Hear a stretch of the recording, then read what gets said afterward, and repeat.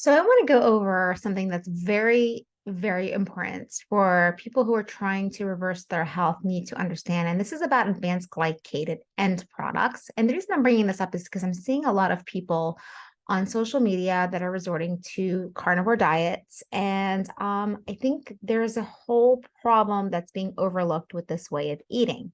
And this is the formation of ages. So ages age you. That's kind of a good little acronym to remember that. But what are they? They are a family of compounds of diverse chemical nature that are produced from reactions between sugars and proteins and lipids.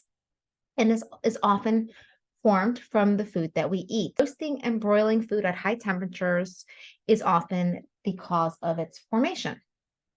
Now, they are produced inside your body as a result of normal metabolic processes, but they can also come from the diet. And one of the byproducts of this is methylglyoxal, and it's the most common endogenous mediator of ages, and is derived from the result of carbohydrate, lipids, or amino acid metabolism. And this can lead to what's called the Maillard reaction, which is going to form this process known as lipid peroxidation. So the total body burden is the sum of all of the ages that are coming from your diet and also from your body.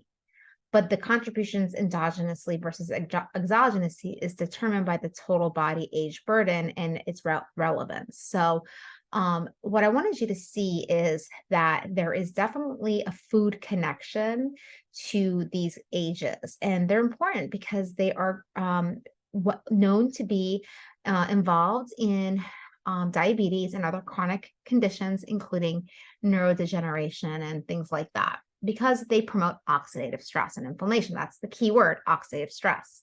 So how you cook your food is going to determine and also the foods that you choose to eat and how you pair your foods as well. So here is a nice little chart that goes through the age constants of food. And you can see that some of these foods, as you can see, the ages are measured here in KU. You can see how they vary. So for example, roasted cashews have almost 10,000 because they're roasted, but raw has 6,000. So I'm going to scroll down. You can see some of these foods are obviously not healthy. We've got peanut butter and things that we just really shouldn't be eating. And now you know why we recommend a more whole food diet. And same thing with all these fats. You can see oils and even olive oil, sadly, has 11,000. Now, if we go through the meats, here's our beefs. So, you could see they're in the 1,000 range, although depending on how they're heated and what temperature, you can see how it can vary on the amount of ages that it has. So you can see like beef pan fried with oil is 10,000. Chicken, a little bit less. Broiled in water, 1,200. So you can see how you cook it makes a huge difference in the amount of ages the food is going to have. Let's keep scrolling through. We've got turkey raw. Who's going to eat that raw? Broiled versus roasted versus smoked. It jumps up a bit. Bacon, 9,000. Fried, 91,000. That's crazy. That's a ton of oxidative stress.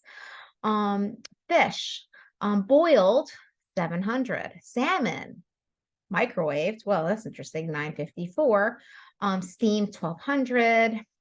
Broiled with olive oil, it jumps to 4,300. Raw, obviously, no one's gonna eat that. That's 528. There's your cheeses. Cheeses are all very high, except for let's see, mozzarella reduced fat. Both has 1,600.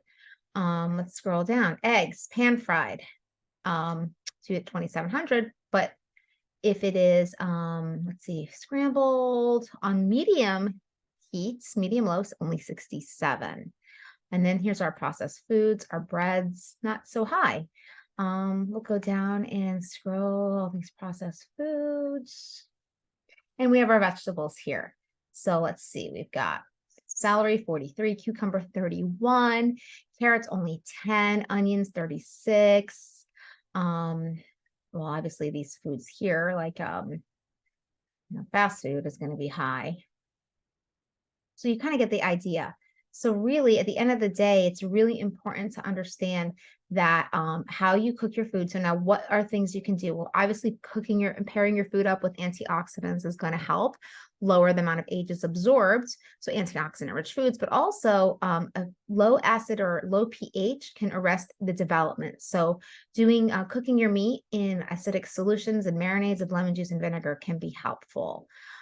So that's one way to inhibit the formation of ages. It demonstrates that a significantly reduced intake of M can be achieved by increasing the consumption of fish, legumes, low-fat milk products, vegetables, fruits, and whole grains, and reducing solid fats, fatty meats, full-fat dairy products, and highly processed foods. And this is important because these can also lead to cancer. But the whole idea is this whole piece of oxidative stress. And it's a little alarming to see that people are making these kinds of dietary recommendations.